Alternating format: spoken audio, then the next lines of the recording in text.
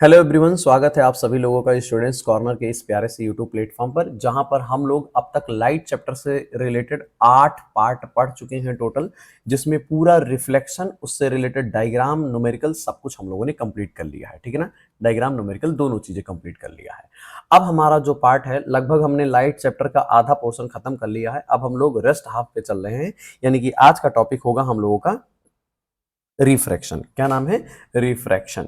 और ये part 9th होगा लाइट चैप्टर का, तो मैंने यहाँ पे मेंशन कर दिया है। इस वीडियो में हम लोग बेसिकली डिस्कस करने वाले हैं कि रिफ्रैक्शन होता क्या चीज है, law of refraction, Snell's law, refractive index formula और इससे रिलेटेड डायग्राम जो होते हैं, वो सारी चीजें हम लोग यहाँ पे डिस्कस करेंगे। तो बस यही ध्यान में रखिए कि अभी नहीं तो कभी नहीं, अर्थात अब बस कॉपी लेके बैठ जाइए, पढ़िए बिना देरी के। इग्नोर नहीं करना है, अगर इग्नोर करोगे तो आप इसको नहीं बल्कि खुद को इग्नोर कर रहे हो। इसलिए ठीक जगह पे जाके चुपचाप बैठ जाइए बिना किसी देरी के और पढ़ाई करना शुरू करिए। Pen pencil copy scale compass protractor ले करके ठीक जगह से एक स्पेसिफिक और पीसफुल जगह पे बैठिएगा। चलें हम लोग आगे बढ़े। एक बात और, अगर चैनल पे आप पहली बार आ रहे हैं तो सब्सक्राइब जरूर करिएगा, सब्सक्राइब करना ना भूलिएगा। ठीक है, खैर आगे बढ़ते हैं बिना किसी देरी के। तो हमारा सबसे पहला टॉपिक है प्यारे दोस्तों, रिफ्रैक्शन ऑफ लाइट। ठीक है ना। अब रिफ्रैक्शन ऑफ लाइट क्या होता है मैं आपको बताता हूं, ध्यान से सुनिएगा। देखो क्या होता है, जब भी कभी कोई लाइट किसी मीडियम से दूसरे मीडियम में पास करती है, तो जैसे मान लीजिए ऐसे 2-3 लेयर में बना दे रहा हूं, तो यहाँ पे मान लीजिए एयर मीडियम है, ठीक है ना, ऊपर एयर मीडियम है, ये मान लीजिए ग्लास मीडियम है, ठीक है, ये मान लीजिए आपका वाटर मीडियम है। इस तरीके से मान लीजिए इसके बाद फिर से आपका क्या हो गया, एयर मीडियम हो गया। ऐसे सोचिए, बस ध्यान से देखते रहना है भाई। ठीक है। अब क्या है, मान लीजिए कोई एक लाइट रे इस पे इंसिडेंट करती है, ऐसे आती है, कहीं से एक लाइट रे आके इस पे गिरती है ऐसे। जब कोई लाइट रे आके इंसिडेंट करती है तो आपको पता होगा उसे इंसिडेंट रे बोला जाता है। इन शॉर्ट में यहाँ पे IR लिख दिया हूँ। ठीक है। तो जब ये इंसिडेंट रे यहाँ पे गिरती है तो नॉर्मली लोगों को ऐसा लगता है कि ये लाइट रे को सीधे ऐसे निकल जाना चाहिए, स्ट्रेट फॉरवर्ड ऐसे चले जाना चाहिए। लेकिन क्या है मेरे भाई, ऐसा होता नहीं है। ठीक है ना, ऐसा बिल्कुल नहीं होगा। क्यों? क्योंकि लाइट एक मीडियम से दूसरे मीडियम में, फिर दूसरे से तीसरे और तीसरे से चौथे मीडियम में जा रही है। तो जब लाइट एक मीडियम से दूसरे मीडियम में जाती है ना, तो वो सीधा नहीं जा पाती है, वो क्या होती है, अपने रास्ते से डेविएट हो जाती है। ये बात ध्यान से सुनना, वो अपने रास्ते से मुड़ जाती है। ठीक है। तो कैसे होता होगा, एक दूसरी एग्जांपल से समझाता हूँ। मान लीजिए ये लाइट रे है, ऐसे यहाँ पे इंसिडेंट की, ठीक है ना। तो इंसिडेंट करने के बाद अब एक बात बताता हूँ आपको, एक चीज और एक्स्ट्रा पॉइंट, कि जहां पे ये इंसिडेंट की है उस पॉइंट को बोला जाता है पॉइंट ऑफ इंसिडेंस। और इस पॉइंट ऑफ इंसिडेंस पर हम लोग एक इमेजिनरी डॉटेड लाइन ड्रॉ करेंगे परपेंडिकुलर टू द प्लेन। इसी लाइन को हम लोग बोलते हैं नॉर्मल। इसके बारे में आप पहले भी सुन चुके हो रिफ्लेक्शन के टॉपिक में। तो ये नॉर्मल हो गया, ये आपका इंसिडेंट रे हो गया। एक नई बात और ध्यान में रखो कि यहाँ पे एक एंगल बनेगा नॉर्मल और इंसिडेंट रे के साथ, उसे एंगल आई बोलते हैं। इसे कहा जाता है एंगल ऑफ इंसिडेंस। तो ऐसा जब हो जाएगा तो नॉर्मली तो यहाँ पे आपने, मैंने पहले कहा था कि सीधे निकल जाना था, लेकिन सीधे तो निकलेगा नहीं। तो यहाँ पे लाइट ऐसे सीधे जाना था पर सीधे नहीं जाएगा। तो क्या होगा, ये लाइट ऐसे बेंड हो जाएगी, इधर कहीं ऐसे मुड़ जाएगी, अपना रास्ता डेविएट कर लेगी। लाइट के जब एक मीडियम से दूसरे मीडियम में जाना होता है, तो इस लाइट के इसी बेंडिंग करने की क्वालिटी को ही रिफ्लेक्शन बोलते हैं। ठीक है ना। तो bending of light when it pass from one medium to another medium is known as reflection of light. यही इतनी सी बात होती है। ध्यान देने वाली बात यहाँ है कि बेंड होने के बाद यहाँ नॉर्मल के साथ इस लाइट रे का एक एंगल बनेगा जिसे एंगल R बोलते हैं, और इसका नाम होता है एंगल ऑफ रिफ्रैक्शन। और ये जो लाइट रे निकली है यहाँ पर, इसका नाम होता है रिफ्रैक्टेड रे। ध्यान रखिएगा, यहाँ RR का मतलब रिफ्रैक्टेड रे है, रिफ्रैक्टेड रे। ठीक है ना। तो ये दिमाग में बना रहे। इस तरीके से ये पूरी कहानी होती है। तो अगर कोई आपसे ये पूछे कि रिफ्रैक्शन क्या होता है, तो आप सिंपल सा ये बताओ कि रिफ्रैक्शन मतलब जो होता है वो बेंडिंग ऑफ लाइट होता है। रिफ्रैक्शन मतलब क्या, bending of light when it pass from air medium to glass medium, या फिर बोलो when it pass from one medium to another medium. ये वाला ज्यादा अच्छा रहेगा। ठीक है। तो एक बात यहां समझ में आ गया, मैं भी डेफिनेशन आपको लिख के दूंगा, बशर्ते अभी आप केवल पहले समझ लो। ठीक है ना। अब दूसरा एंगल मेरा ये है कि मैंने जब यहाँ पे अभी आपको समझाया तो मैंने कहा ना कि ये लाइट जब एक मीडियम से दूसरे मीडियम में जाएगी, यानी इंसिडेंट रे जो यहाँ आपको मिला, वो जब इस लाइन के बाद यानी मीडियम चेंज करती है तो बेंड होती है। तो एक बात सोचो जरा, ये बेंड किधर होगी? सीधे नहीं गई, ये तो ठीक बात है, लेकिन ये इधर बेंड हुई, इधर भी तो बेंड हो सकती थी ना। ठीक है, तो ये बात कैसे पता चला हमको या आपको कैसे पता चलेगा कि ये किधर बेंड होगा? इधर इधर इधर की तरफ बेंड होगा या इधर की तरफ बेंड होगा? अगर मैं इसे नॉर्मल कह रहा हूं तो इनडायरेक्टली मैं ये जानना चाहता हूं कि नॉर्मल की तरफ बेंड होगा या नॉर्मल से दूर बेंड होगा। ये बात कैसे पता चलेगा? तो ये पता चलेगा मीडियम के नेचर पे, मीडियम के स्वभाव पे। ठीक है ना। अब ये क्या चीज होता है, तो मीडियम को कंपेयर करना पड़ेगा। उसके लिए पहले एक चीज और आपको सिखाता हूं, फिर मैं आपको बताऊंगा कि बेंडिंग किधर होगा। तो सबसे पहले ये जो कुछ भी मैंने यहाँ लिखा है इसको यहाँ साइड में करता हूँ, और यहाँ एक बात समझो। एक बात मुझे बताओ, मैटर कितने टाइप के होते हैं? तो मैटर आपने सुना होगा, मैटर बेसिकली 3 टाइप का होता है, सॉलिड, लिक्विड और गैस। अब आपको पता होगा सॉलिड के पार्टिकल बहुत नजदीक नजदीक और बहुत टाइटली पैक्ड होते हैं, ऐसे कुछ होते हैं। क्यों? सॉलिड ऑब्जेक्ट के जितने पार्टिकल होते हैं। जो लिक्विड होता है उसके पार्टिकल भी होते हैं नजदीक और कम होते हैं, लेकिन कंपेरेटिव टू सॉलिड बहुत कम और काफी दूर होते हैं। लेकिन जब वहीं गैस की बात करते हैं तो गैस के पार्टिकल बहुत दूर होते हैं कंपेरेटिव टू सॉलिड लिक्विड, है ना। क्यों? और इनके पार्टिकल भी कम होते हैं और दूर दूर भी होते हैं, ये क्लोज्ड टाइटली पैक्ड नहीं होते हैं। गैस की मैं बात कर रहा हूं। तो ये स्वभाव तो आप जानते होंगे मैटर के बारे में, यानी सॉलिड, लिक्विड, गैस तीनों जान गए। अच्छा एक बात बताओ, अगर मैं इन तीनों की बात करूं कंपेयर करने के लिए, तो बताओ सॉलिड और लिक्विड की पहले बात करो, सॉलिड और लिक्विड में किसकी डेंसिटी ज्यादा होगी? तो मुझे उम्मीद है इतना तो आपको पता होगा कि सबसे ज्यादा डेंसिटी होगा सॉलिड का, उससे कम डेंसिटी होगा लिक्विड का, और उससे कम डेंसिटी होगा गैस का। हाँ या ना? ये बात तो समझ में आ ही रहा होगा।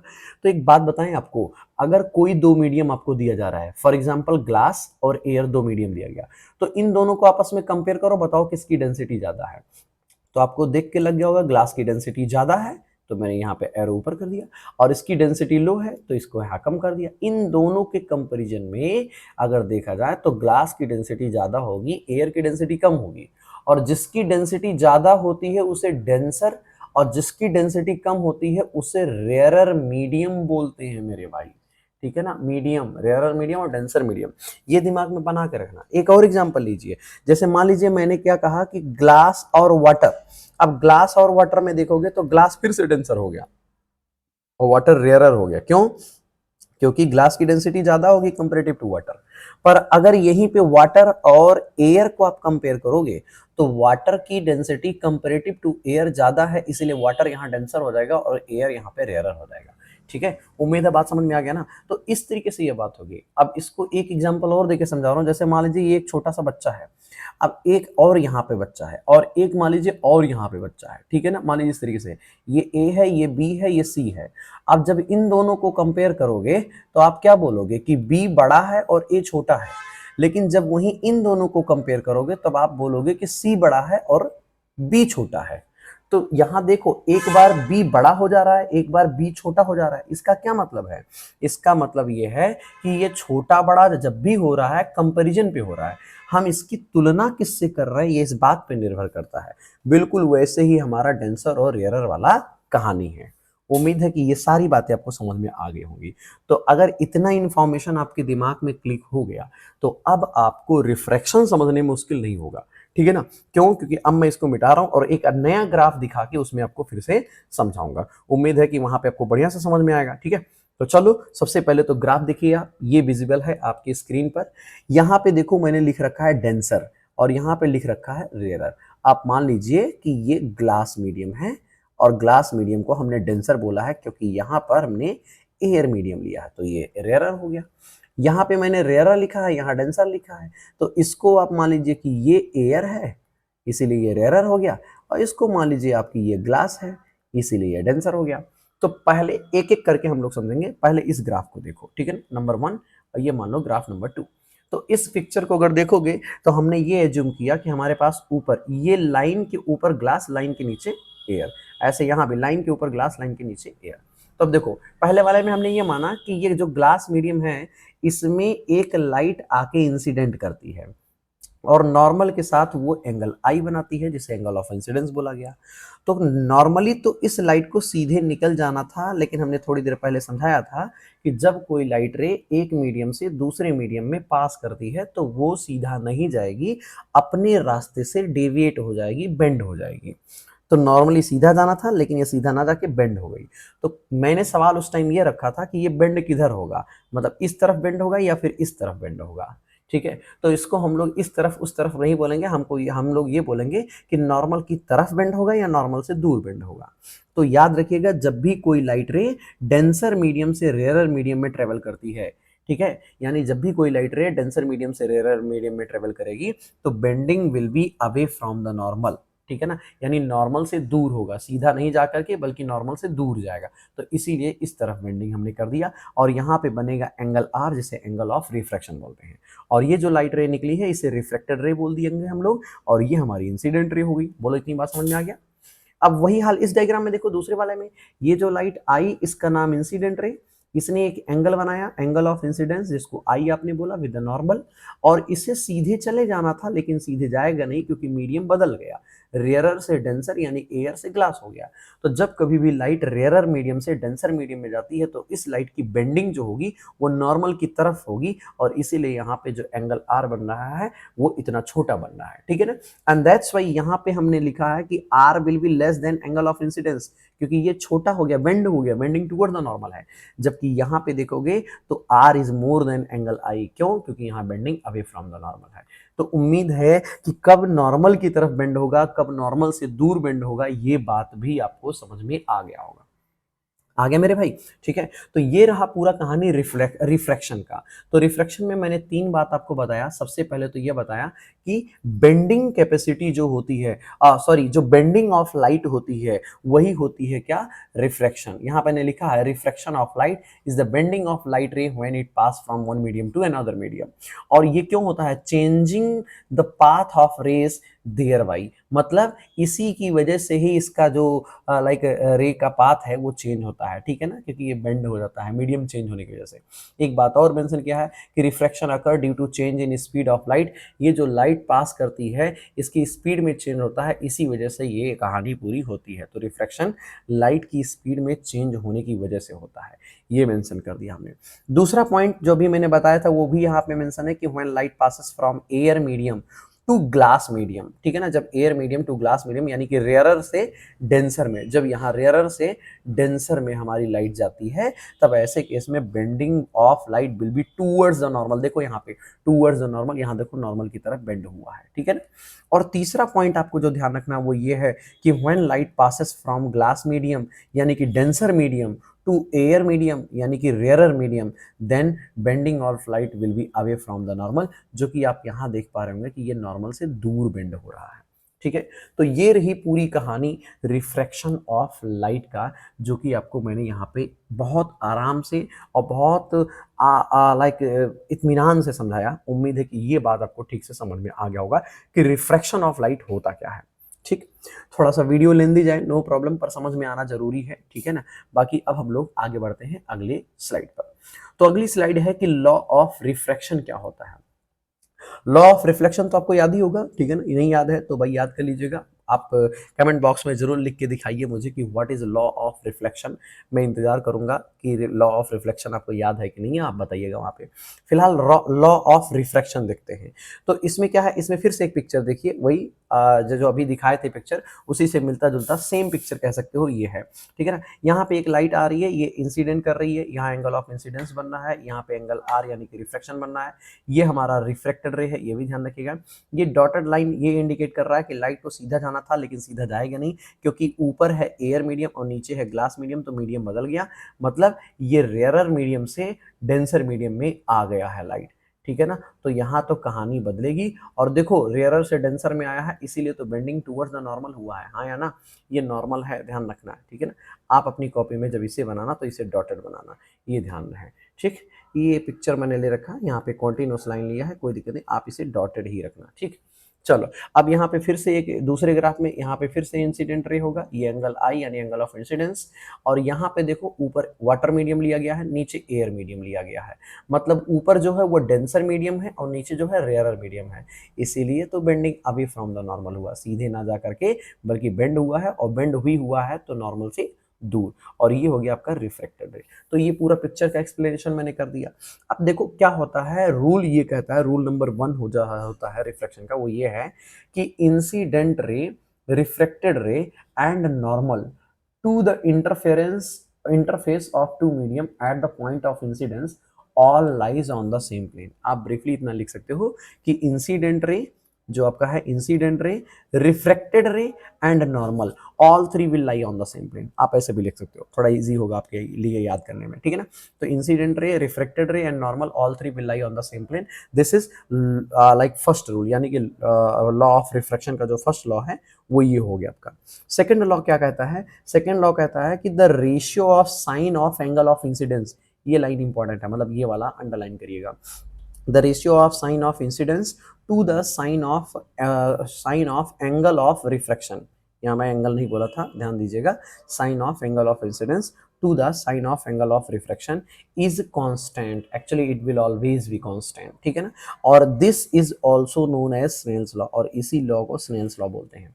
इसका क्या मतलब है, इसका मतलब ये है, ये कह रहा है कि sine i upon sine r, क्या मतलब हुआ, यही तो लिखा आपने ना, the ratio of sine of angle of incidence, तो sine of angle of incidence मतलब आई, और एंगल ऑफ रिफ्रैक्शन मतलब आर, तो वही मैंने कहा sine i upon sine r जो है that will always be constant, यही सेकंड लॉ ऑफ रिफ्रैक्शन है, और इसे स्नेल्स लॉ भी कहा जाता है। सेकंड लॉ ऑफ रिफ्रैक्शन का दूसरा नाम स्नेल्स लॉ होता है, ये बात भी ध्यान रखिएगा मेरे भाई, ठीक। एक सीक्रेट पॉइंट और आपको बता देता हूँ, ये जो कांस्टेंट आपको दिख रहा है sine i upon sine r equal to constant, इस कांस्टेंट का आगे चल के नाम हो जाएगा रिफ्रैक्टिव इंडेक्स। क्या नाम हो जाएगा, रिफ्रैक्टिव इंडेक्स, ये भी ध्यान रखिएगा, मैं नोट में भी डाल दे रहा हूँ यहाँ पे।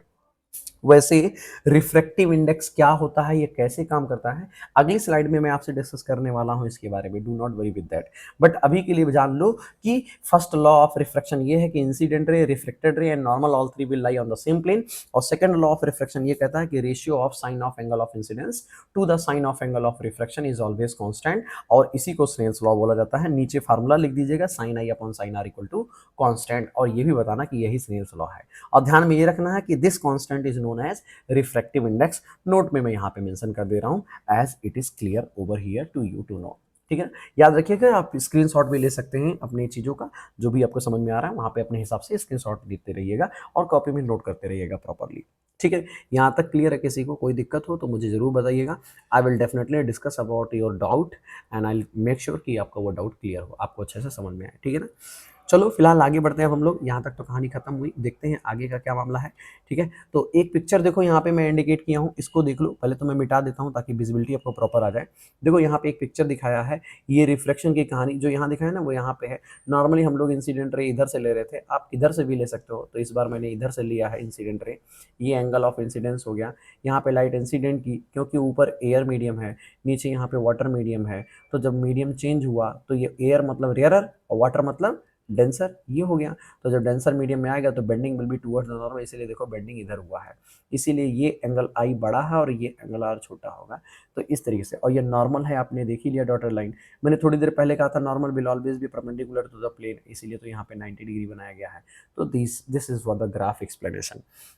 ये एक एग्जांपल लिया है मैंने, आप कभी घर पे ट्राई करिएगा, अगर आपके पास एक शीशे का ग्लास है तो उसको लीजिएगा और उसमें पानी भर के आधा या मोर देन हाफ पानी भर के और पेंसिल को डुबाइएगा, तो पेंसिल आपको हल्की टेढ़ी नजर आएगी। वो पेंसिल एक्चुअली टेढ़ी तो होगी नहीं, आप पहले ही देख लेंगे, देख भी लीजिएगा, लेकिन जब डुबाओगे पानी में और डुबाने के बाद देखोगे तो आपको टेढ़ा लगेगा।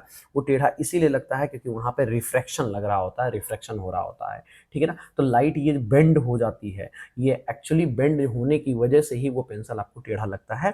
This is the best example to you to know for, ठीक है ना। तो आज के बाद याद रखिएगा, कोई पूछे कि पेंसिल हमें टेढ़ी क्यों दिखाई देती है जब पानी में डुबाया जाता है, तो आप बताइएगा because of refraction of light, ठीक है ना। चलिए भाई, अब बिना देरी के अगली स्लाइड पे चलते हैं। तो अगली स्लाइड है रिफ्रैक्टिव इंडेक्स।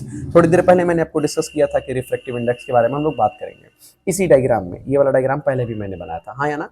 तो यहाँ पे देखो, ये एंगल आई, ये एंगल आर, यहाँ पे एंगल आई, यहाँ पे एंगल आर। इसे फिर से मैं बोल दे रहा हूँ, ये इंसिडेंट रे है, ये आपका रिफ्लेक्टेड रे है, यहाँ पर भी ये आपका रिफ्लेक्टेड रे होगा, ये आपका नॉर्मल है ही, कोई दिक्कत नहीं है, ये भी नॉर्मल है, ठीक है, सब कुछ मैटर क्लियर है। ऊपर एयर है मतलब ये रेयरर हो गया, नीचे ग्लास है मतलब ये डेंसर हो गया, ऊपर यहाँ पे वाटर है मतलब ये डेंसर हो गया, यहाँ एयर है, यहाँ मतलब रेयरर हो गया। याद रखिए कि रेयरर और डेंसर इन दोनों को कंपेयर करके बनाया जाता है। जिसकी डेंसिटी ज्यादा उसे डेंसर, जिसकी डेंसिटी कम उसे रेयरर मीडियम बोला जाता है, ठीक। तो याद रखिएगा, अगर कोई पूछे कि रिफ्रैक्टिव इंडेक्स क्या होता है तो सबसे पहले यह ध्यान दो कि रिफ्रैक्टिव इंडेक्स को by the letter n denote किया जाता है। कई सारे बुक्स में आपको देखने को मिलेगा इस लेटर से भी डिनोट किया जाता है, इसे म्यू कहते हैं, म्यू, ठीक है ना। वैसे आप इसे इग्नोर कर सकते हैं क्योंकि क्लास 10th के पर्सपेक्टिव से n will be enough to understand. वैसे भी एन को बनाना और इसको समझना ज़्यादा आसान है कंपेरेटिवली म्यू। बाकी आपकी चॉइस, आप दोनों में से किसी को भी रिप्रेजेंट कर सकते हो और डिफरेंट डिफरेंट बुक में डिफरेंट तरीके का नोटेशन हो भी सकता है, तो आप इससे घबराएंगे भी नहीं। हम लोग प्रेफर करेंगे फिलहाल एन, कि एन हमारा रिफ्रैक्टिव इंडेक्स होगा। तो n is the letter which is used to represent the refractive index.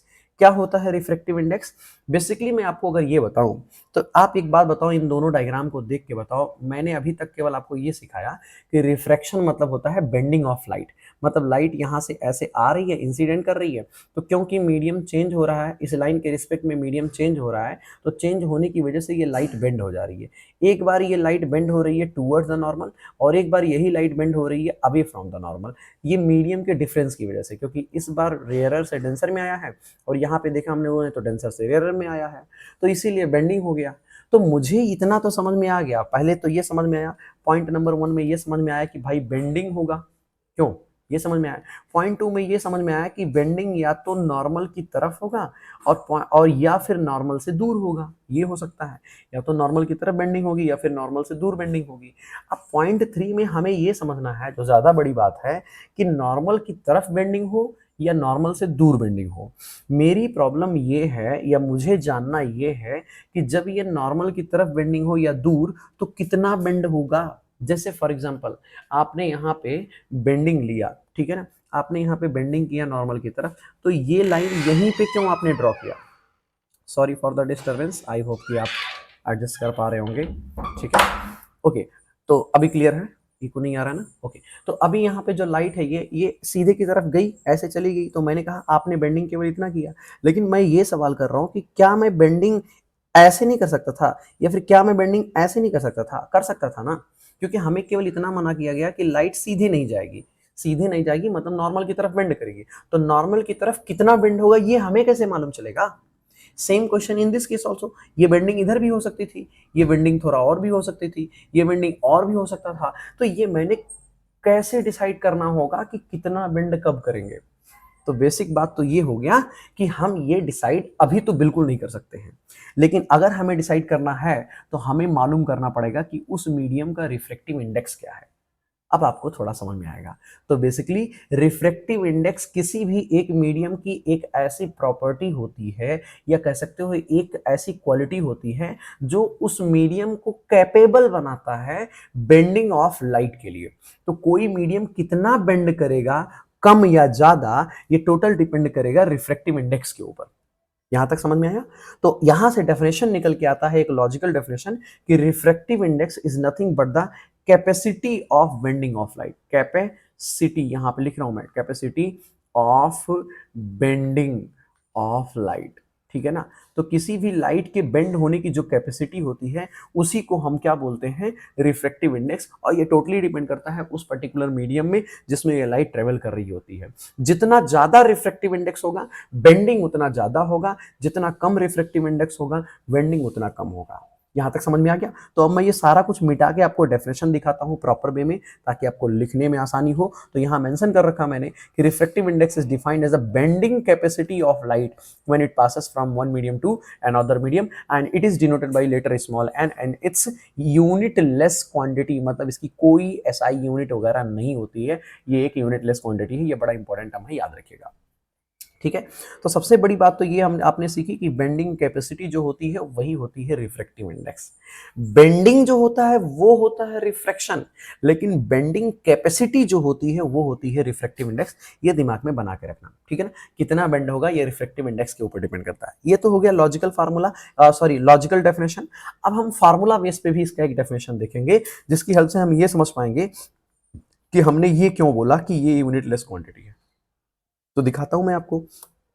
यहां पे एक डेफिनेशन मैंने लिख रखा है कि refractive index of medium 1 with respect to medium 2 is defined as the ratio of speed of light in medium 1 to the speed of light in medium 2। इसका क्या मतलब हुआ?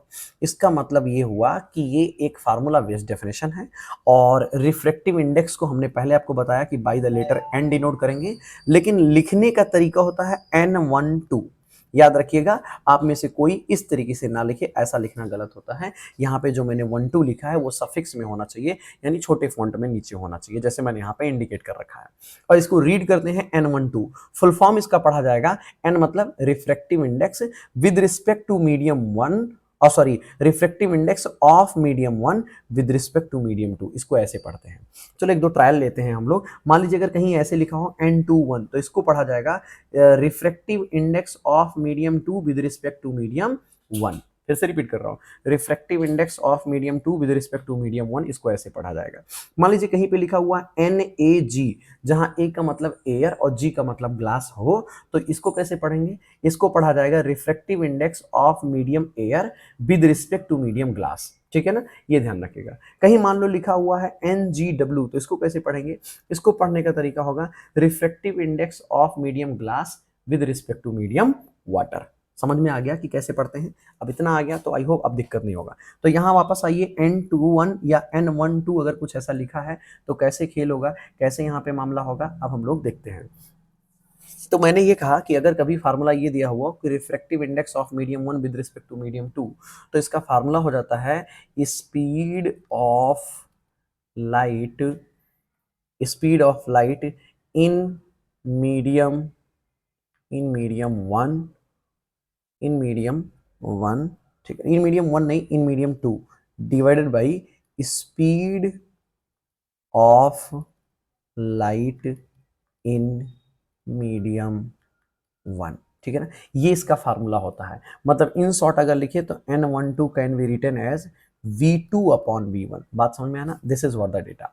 देखो यहाँ पे वही लिखा है मैंने कि refractive index of medium 1 with respect to medium 2 is defined as the ratio of speed of light in medium 1। यहाँ देखो ये गलत प्रिंट हो गया है, यहाँ मीडियम 1 नहीं बल्कि 2 होना चाहिए, पहले 2 आएगा और बाद में यहाँ पे 1 होगा। ठीक है ना, इन मीडियम, इस तरीके से ये ध्यान रखिएगा। तो अच्छा, इसका रूल क्या होता है ये भी समझ लीजिए। याद रखें, जो नाम है यहाँ पे 1 2, इसको 12 कभी मत बोलना, ठीक है ना। ये लिखा हुआ N12, तो ये N12 में नाम है इसका 1 2, तो 1 और 2 में पहले कौन आया है? 1 आया है, इसीलिए फार्मूले में ये बाद में आएगा।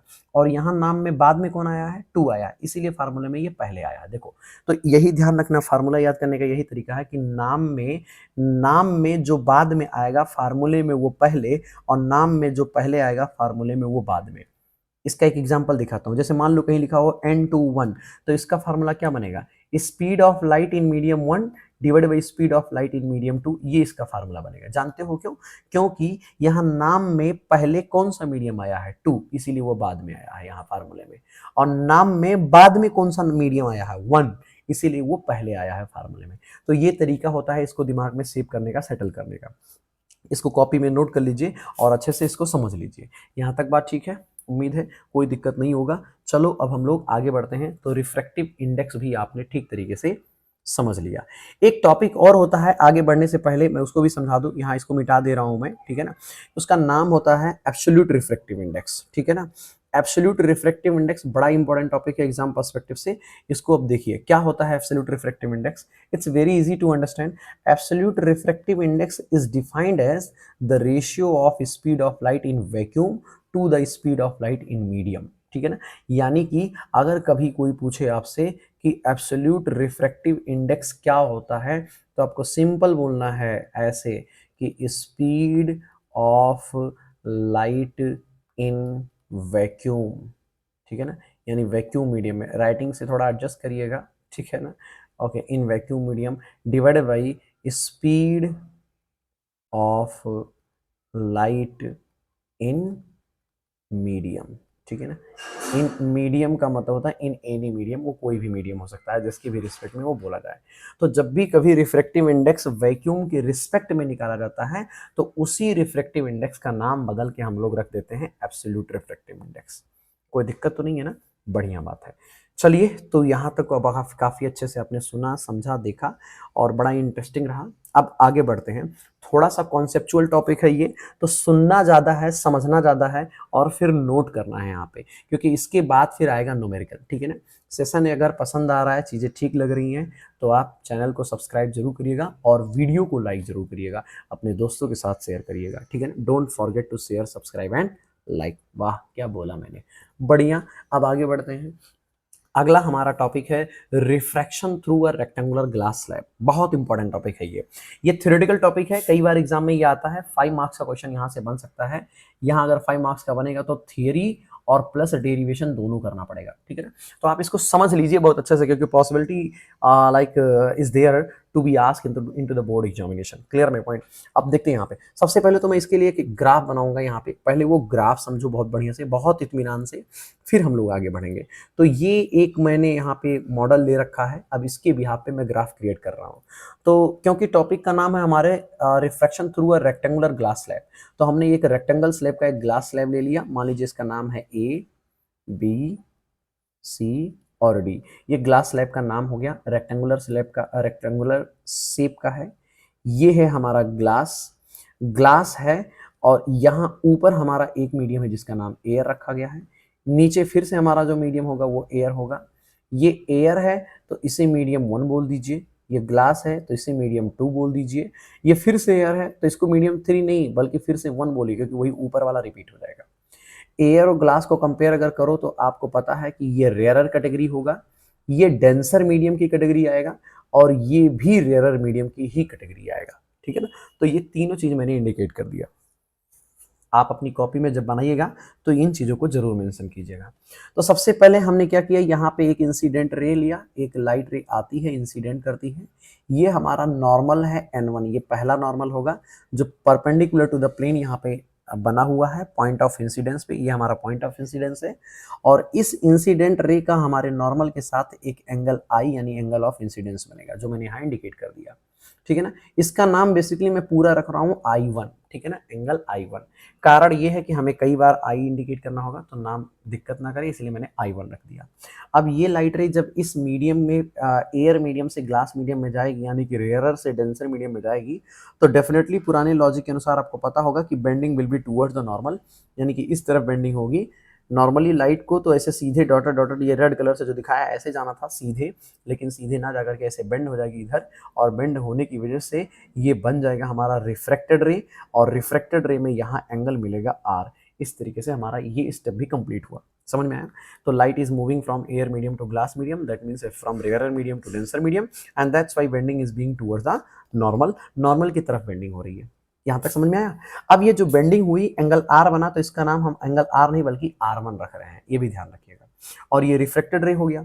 तो जब ये वाला रिफ्लेक्टेड रे हमारा, ये वाला रिफ्लेक्टेड रे आगे बढ़ेगा तो हमारे रेक्टेंगुलर ग्लास स्लैब का जो दूसरा सरफेस CD है, ये वाला सरफेस CD, ये फिर एक तरीके से इंटरफेरेंस सरफेस का काम कर रहा है, क्योंकि ये एक ऐसा सरफेस है जो दो मीडियम को सेपरेट कर रहा है।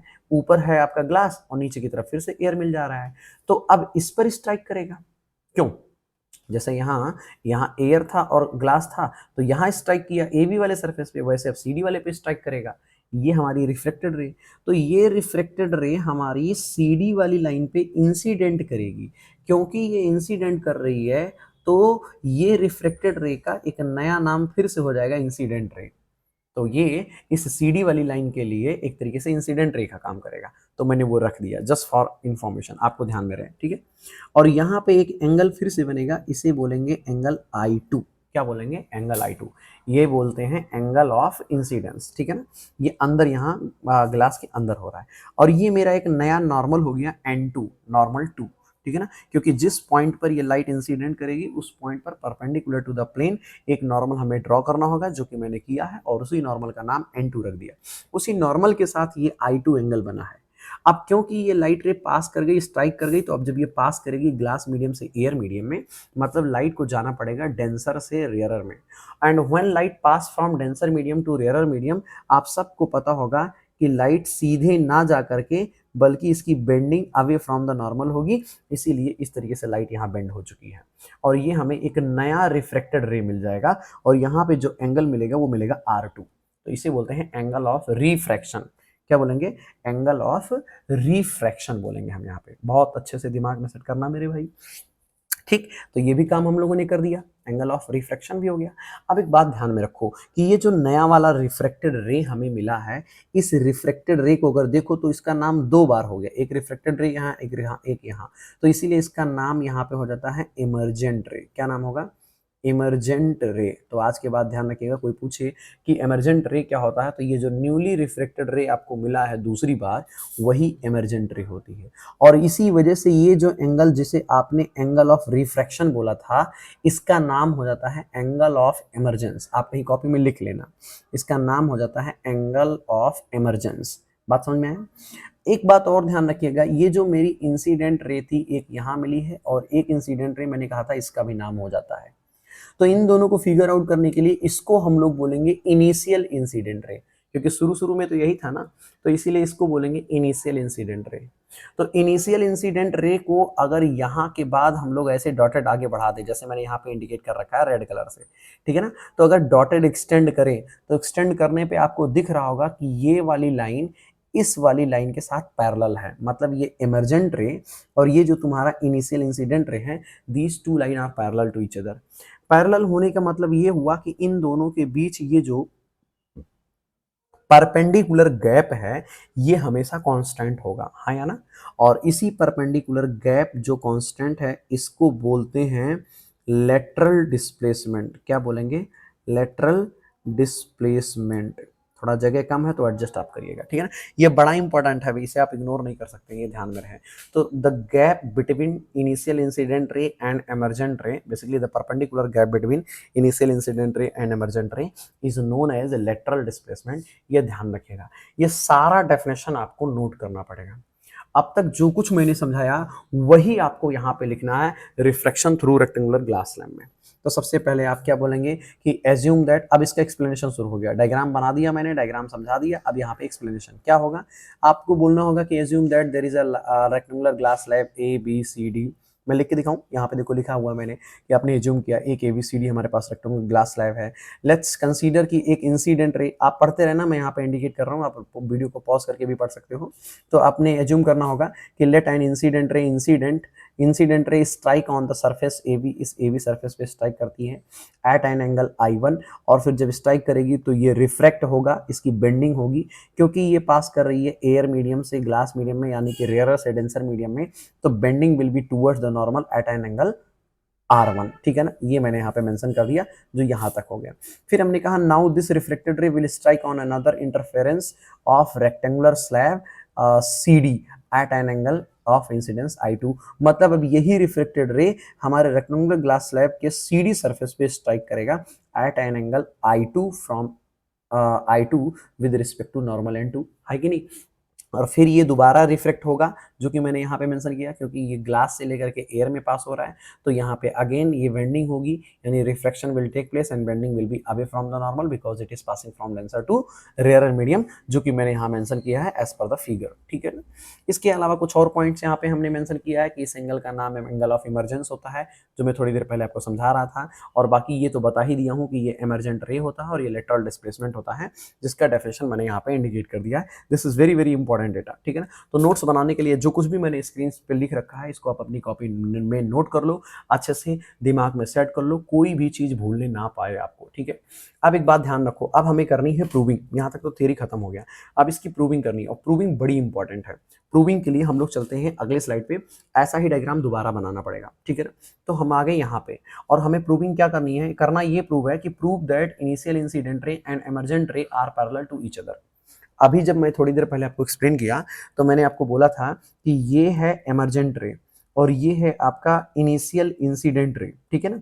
इसको इंसिडेंट रे बेसिकली यहाँ पे आप इंसिडेंट रे बोलते हो ना, तो यही आगे एक्सटेंड कर दिया तो यहाँ पे फिर आ गया, तो वही इनिशियल इंसिडेंट रे। तो वहां पे मैंने थोड़ी देर पहले बताया था कि ये दोनों आपस में पैरेलल होंगे। तो यहाँ पे एक नया क्वेश्चन आ गया कि पैरेलल होंगे, ये ठीक बात है, लेकिन इसको साबित करिए, प्रूफ करिए कि ये पैरेलल है। तो इसको प्रूफ करने के लिए हम लोगों को कुछ काम करना पड़ेगा छोटा सा, जरा ध्यान दो। ये है हमारा एंगल आई, ठीक है ना, यस, इसको I1 बोलते हैं। ये है हमारा एंगल R1, ठीक है ना। ये है हमारा एंगल I2 और ये है हमारा एंगल R2। ये ध्यान रखिए, यहाँ एंगल का ही खेल है मेन। और ये हमारा नॉर्मल N1, ये हमारा नॉर्मल N2। बाकी आप ये इंसिडेंट रे है, रिफ्लेक्टेड रे है, फिर इमरजेंट रे है, ये तो आपको पता ही होगा, वो सब नहीं लिख रहा हूँ मैं, ठीक है, समझते रहना। अब हमें प्रूफ ये करना है कि ये दोनों लाइन पैरेलल हैं। तो ये प्रूफ करना बड़ा मुश्किल हो जाएगा मेरे भाई, ठीक है ना। तो मैं आपको क्या कहता हूँ कि अगर आपको ये प्रूफ करना है कि ये दोनों लाइनें आपस में पैरेलल हैं, तो ये प्रूफ करना तो मुश्किल है, लेकिन ये मान लीजिए और मान के देखिए क्या होता है, क्योंकि यही तरीका है। तो प्रूफ करने से पहले मैं आपको कुछ समझा रहा हूँ, सुनो। मैं क्या कहता हूँ, आप इन दोनों को मान ही लो, जो प्रूफ करना वही मान लो, एज्यूम कर लो कि ये दोनों पैरेलल हैं। अच्छा सोचो, अगर ये दोनों पैरेलल होते तो क्या होता, जरा एक बार सोच के देखो। तो ये दोनों पैरेलल होते तो कुछ कंडीशन बनता। कंडीशन बनाने के लिए मैं क्या कर रहा हूँ, इस लाइन को डॉटेड ऐसे आगे एक्सटेंड कर दे रहा हूँ, जस्ट फॉर आ सपोर्ट, एक इन्फॉर्मेशन के लिए, ठीक है ना, अपने फायदे के लिए। तो ये ध्यान रखो, ये जो डॉटेड लाइन है ना, इमरजेंट रे, इसको पीछे एक्सटेंड किया हूँ। ये कंस्ट्रक्शन करने से थोड़ा आपको चीज़ें आसान दिखेंगी। अब एक बात बताओ, ये इसी डायग्राम को मैं यहाँ पे ड्रॉ करूँ, ये लाइन हमारी ये वाली है और ये वाली लाइन है। ये हमारी इनिशियल इंसिडेंट रे और इमरजेंट रे को मैंने ऐसे टेढ़ा ड्रॉ किया। और ये हमारा नॉर्मल N1 और नॉर्मल N2 को मैं क्या ऐसे ड्रॉ कर दूँ, ये हमारा एक नॉर्मल हो गया, ये हमारा दूसरा नॉर्मल हो गया। इस लाइन को थोड़ा और आगे बढ़ाना पड़ेगा, ये ऐसे हो गया। यहाँ इंडिकेट किया N1, यहाँ इंडिकेट किया N2। ध्यान रखना, भूलना नहीं, ये हमारा हो गया इनिशियल इंसिडेंट रे और ये हमारा हो गया इमरजेंट रे।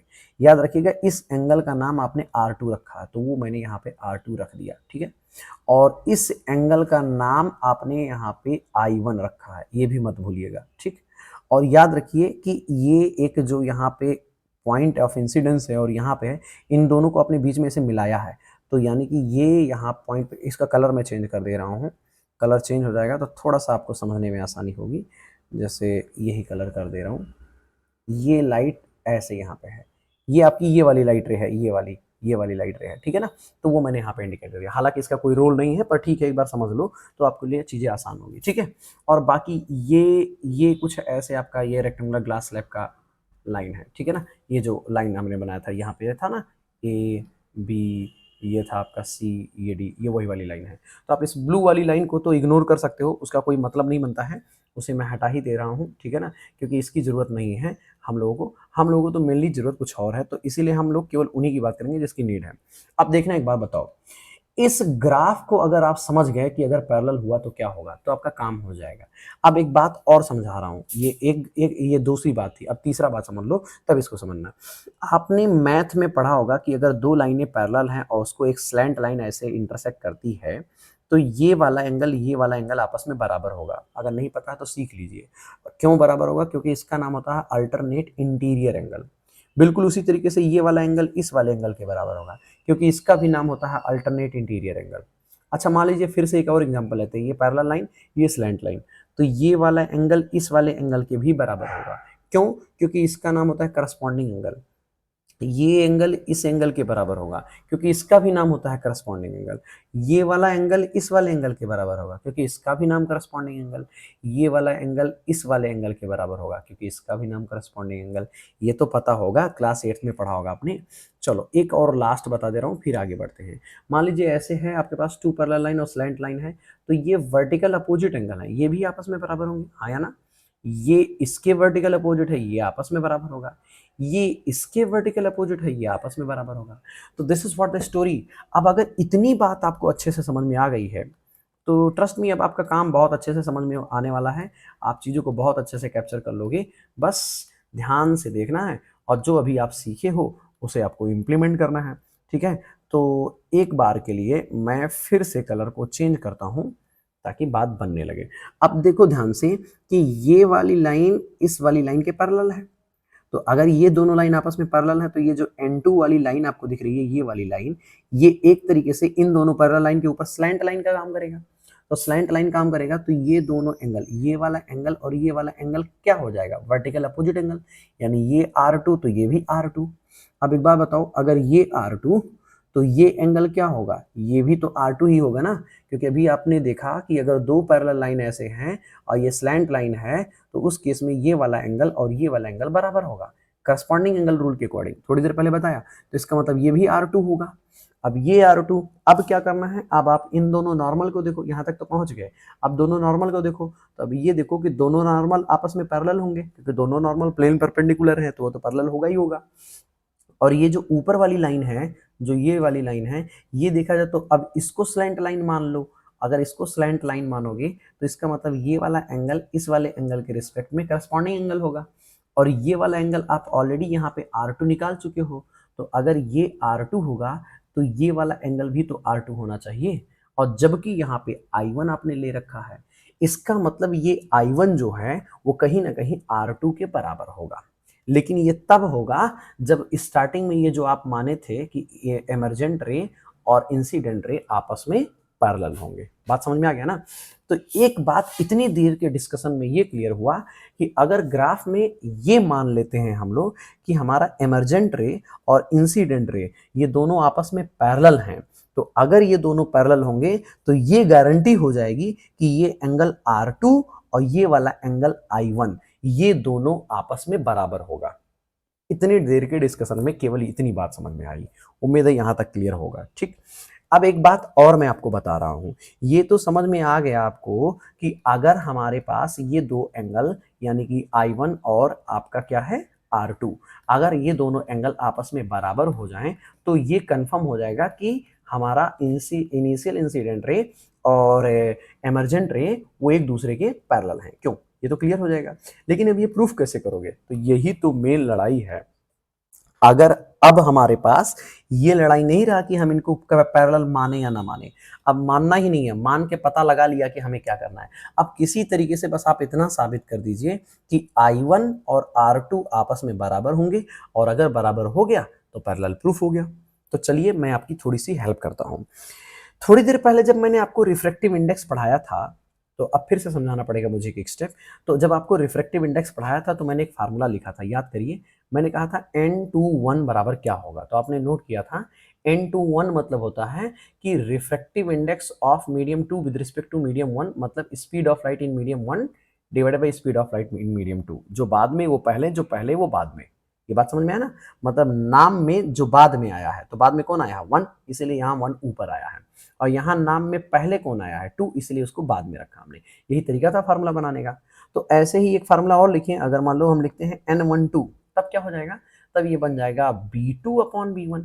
तो ध्यान से इन दोनों को देखो, तो देखा जाए तो ये दोनों एक दूसरे के उल्टे हैं ना, मतलब हम ये कह सकते हैं कि n21 is equal to 1/n12, हाँ या ना, ये हम अप्लाई कर सकते हैं।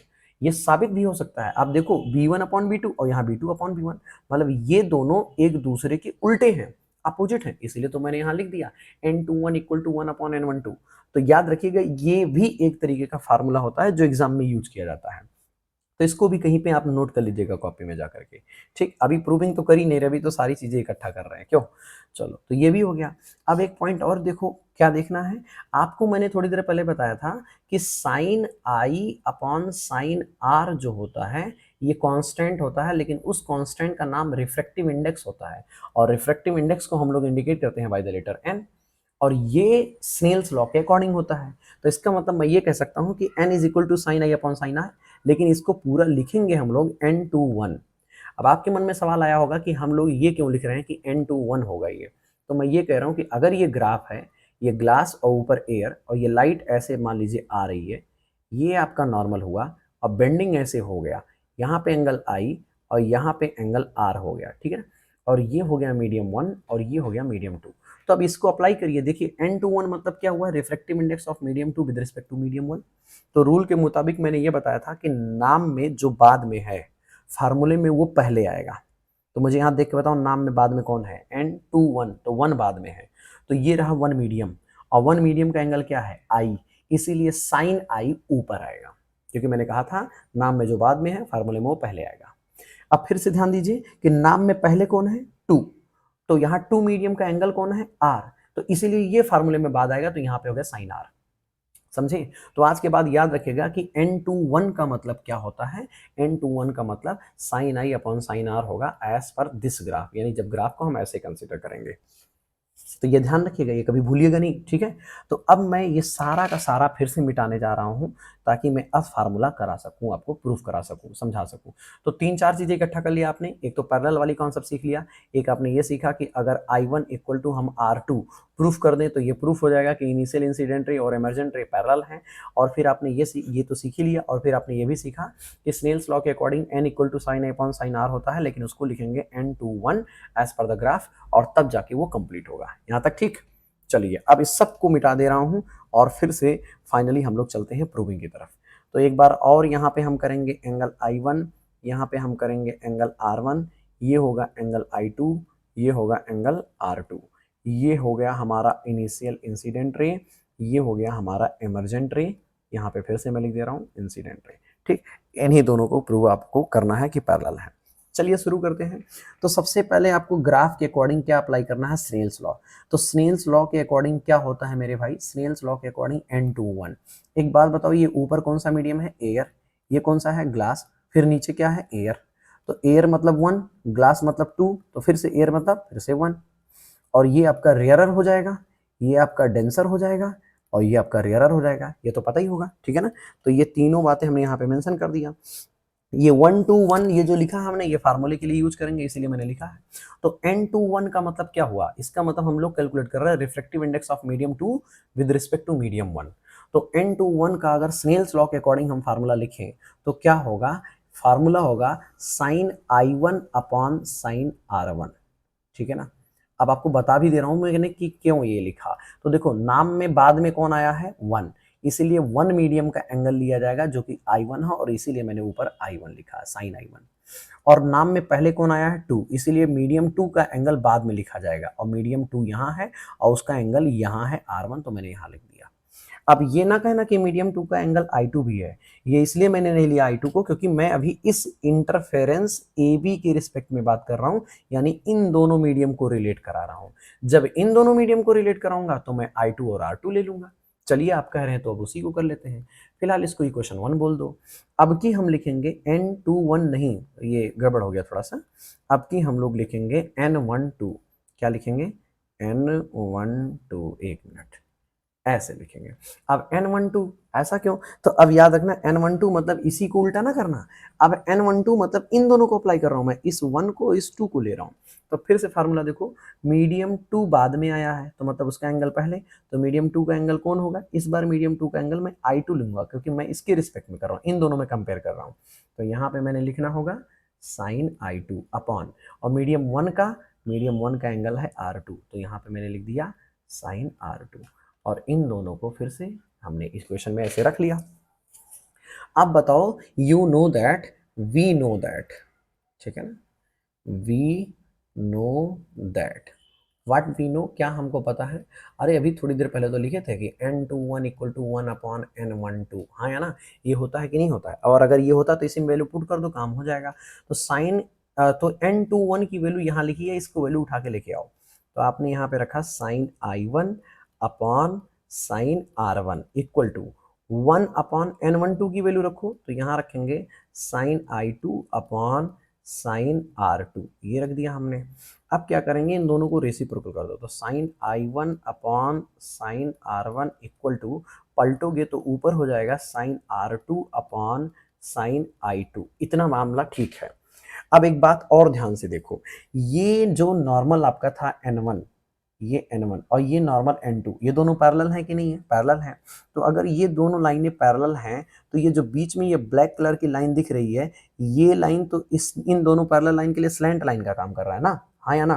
तो इसका मतलब ये वाला एंगल क्या होगा, अल्टरनेट इंटीरियर एंगल, और ये कोई और नहीं बल्कि यही R1 और I2 ही है।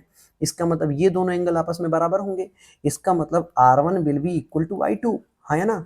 और अगर ऐसा है तो यहाँ इक्वेशन में यूज करो, आप लिखो साइन I1 अपॉन, क्या मैं R1 की जगह पे I2 लिख सकता हूँ, क्योंकि आपने यहाँ ग्राफ में देखा, तो बिल्कुल लिख सकते हो। तो यहाँ पे लिखो साइन I2, क्या लिखोगे, साइन I2, इक्वल टू यहाँ पे साइन R2 अपॉन, और इसको ऐसे ही रहने दो साइन I2, ये I2 है, इसको वैसे ही रहने दो। ठीक है, अब ये क्यों लिखा आपने, क्योंकि you know that R1 will be equal to I2, इस लॉजिक के बिहाफ पे। बात समझ में आ गया ना। तो अब मैं क्या करने वाला हूं, अब भाई ये I2 sign I to cancel हो जाएगा, कैंसिल हो गया क्योंकि ये दोनों सेम सेम हो गए। अब जगह नहीं है तो मैं यहाँ पे लाइन ड्रॉ करके यहाँ नीचे यहाँ बगल में लिख रहा हूँ, ध्यान देना क्या बच गया, साइन I1 और साइन R1 बच गया। तो ऊपर यहाँ लिख रहा हूँ sign I1 equal to sign R1। अब एक बात बताऊं, ट्रिग्नोमेट्री के रूल के अकॉर्डिंग ये साइन साइन ऑटो कैंसिल हो जाएगा और बचेगा क्या, I1 इक्वल टू R1। एक मिनट, ये R2 था ना, I1 इक्वल टू R2, और I1 इक्वल टू R2 ये आपने साबित किया। और मुझे लगता है कि हम लोग थोड़ी देर पहले यही डिस्कस किए थे कि अगर I1 और R2 बराबर हो जाए तो हम यही बोलेंगे कि हमारा इमर्जेंट रे और इंसिडेंट रे पैरेलल है, हाँ या ना। तो बस काम हो गया, आपने बराबर साबित कर दिया। और यहाँ नीचे लिख दीजिए आप कि hence prove that initial incident ray and emergent ray are parallel to each other. This is what the complete derivation for this data. ठीक है ना। तो उम्मीद है कि यहाँ तक बहुत अच्छे से समझ में आया होगा। ये क्लास काफ़ी अच्छी रही, काफ़ी समझदारी वाली क्लास है, सुनने वाली, सीखने वाली। ठीक है ना, क्योंकि यहाँ पे अगर लोग ध्यान से नहीं सुनेंगे तो अधीर हो जाएंगे, because it is quite important and quite typical also. ठीक है ना, तो ध्यान से जो सुनेगा वो समझ पाएगा। किसी को कोई दिक्कत होता है तो वीडियो को दोबारा तिबारा देखना और अच्छे से समझ में आएगा। फिर भी दिक्कत होता है कमेंट बॉक्स में ज़रूर बताइएगा, I talk to you and I make sure कि आपका डाउट वो क्लियर हो और आप अच्छे से पढ़ पाएँ और आगे बढ़ पाएँ। फिलहाल आज के लिए हम इसमें इतना ही रखेंगे, बाकी हम लोग डिस्कस करेंगे नेक्स्ट डे। जो कोई आप में से ऐसा है जो पुरानी वीडियोस नहीं देखा है तो जाइए प्लेलिस्ट से देखिए, यहाँ पे ऐसे आपको चैनल दिख जाएगा स्टूडेंट्स कॉर्नर, उसको सब्सक्राइब करिएगा। और उसके बाद होम पेज, वीडियो, शॉर्ट्स और यहाँ पे प्लेलिस्ट का ऑप्शन मिलेगा, उसमें मैंने क्लास 10th का पूरा प्लेलिस्ट यहाँ पे डाल रखा है। क्लास 9 का भी है, जिसको नीड होगा वो यहाँ पे भी देख सकता है। तो इस तरीके से आप पूरा एंजॉय करिए। बाकी आज की क्लास को इतने पे ही हम बाइट अप करेंगे। हम लोग मिलेंगे अगली क्लास में, तब तक के लिए धन्यवाद। मेक श्योर अगली क्लास में हम लोग करेंगे न्यूमेरिकल, तो don't forget to share, subscribe and click the bell icon so that कि न्यूमेरिकल का अपडेट आपको जरूर मिले। आज के लिए इतना ही, धन्यवाद।